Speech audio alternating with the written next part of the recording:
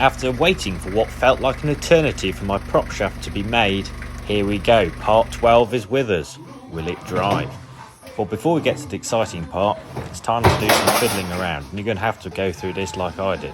You can't drive it until things are a little bit more correct, as we say. So we need speedos, and the clocks are loose, so time to make a bit of a housing for those. So cutting some metal on the guillotine, folding it on the folder, that video seems to have been lost, and tacking it together. Nothing too complicated, just a simple box. Might get changed in the future, but we're going for speed and functionality so we can give this thing a bit of a try. So we made that just sits on the dash. It doesn't sit there very well at the moment because we've got the wrong windscreen, so we're losing a bit of space, but it does the job. Bit of playing around, and the interior lights came on. They've got nice original glass lenses. Then time to start painting the chassis. So we've got it, gave it a good wire brush, gave it a bit of paint, and then the underneath afterwards. So this is some very expensive flooring. This is resin impregnated plywood. This is what they use on Ike Williams trailers. So I've splashed out. I needed 3 boards, which was a bit of a shame because one of them didn't exactly get wasted, but it fell onto 3 boards, not quite 2, but never mind. So the back of the floor is quite an intricate shape, so we're using the track saw and the jigsaw there to cut it all out, and then awkwardly climb in and not fall through the chassis and offer it up. A few adjustments, and it fitted rather well. It's got to slide in and then go underneath that aluminium back step. And if you want to make minor adjustments, this tool, this finger sander, which is really for metalwork, is incredible. You can just do a little bit of a sand, just go around that beading, and it drops straight in. Evolution Power Tools, great bit of kit. Another Evolution Power Tool I've got is this brilliant miter saw for cutting metal. You can really quickly change the angle from 45 all the way to 45 the other way. The metal stays stationary, and you can very quickly just cut angles back to square. Great bit of kit. It's like the other chop saw I've got, but with a swivel head, which just makes it so much more usable. With that done, it was time to weld in those pieces of steel, which are to catch where the edges of the board falls, so that they're supported all the way across with the 3 panels going down the length. So here I'm using my Artec ProMig 250. What else? So we're getting a bit close now. We've got the axles on, we've got suspension on, we've got the shock absorbers on, we've got lights, we've got brakes, we've got a clutch. We're still waiting for the prop shaft. It took 3 weeks for the prop shaft to be made, which was quite painful, but one of those things.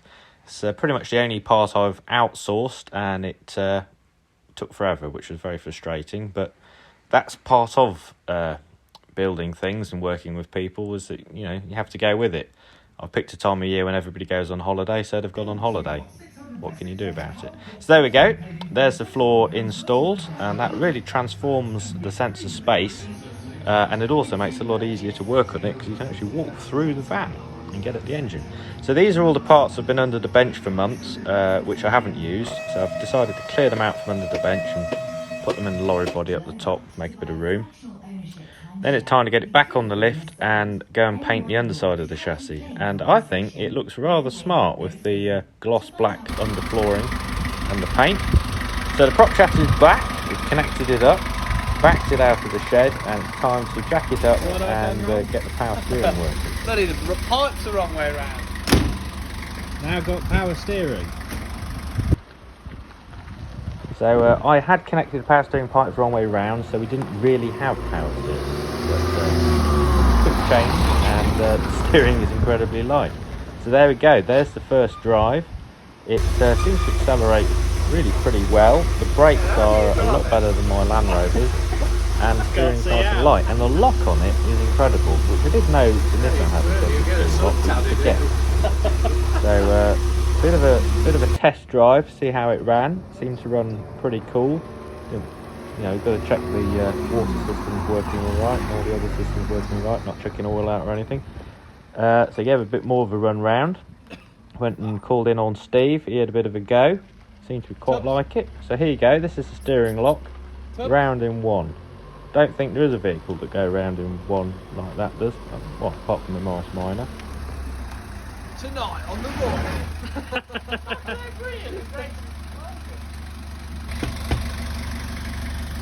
Newcastle heartbeat.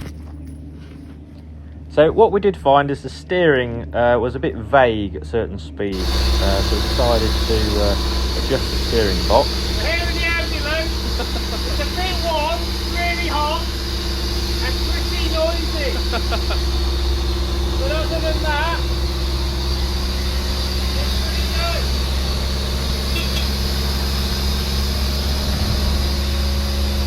So obviously at the moment there's no sound deadening and there's no insulation, so all the heat coming from the radiator is coming straight in the van, which is making it rather hot. We did find if you ran it the front panel off, you got a nice draft and it was a lot better.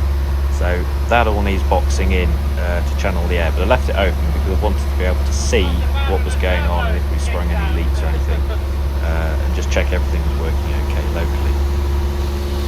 The engine seems to be pretty torquey, it pulls well, the gears are quite nice, the brakes are incredibly good, so it's got all the fundamentals. Obviously the stuff needs fine tuning because it's only its initial run, but the first indications are it's pretty good. My postman Pat was very hot. Postman Pat was the Caribbean. The main issue is with the windscreen, or rather the seat position, which is dictated by the engine position. It's too high. It's a bit of a struggle to see out. Hopefully when I put in the proper windscreen we will gain a bit because we won't have two seals, and we are going to have to lower the seat a bit, which is why another reason why I haven't boxed in around the radiator. But pretty exciting, done a few miles on it and first indications are pretty good. So thanks for following along, there will be more and pretty happy with that.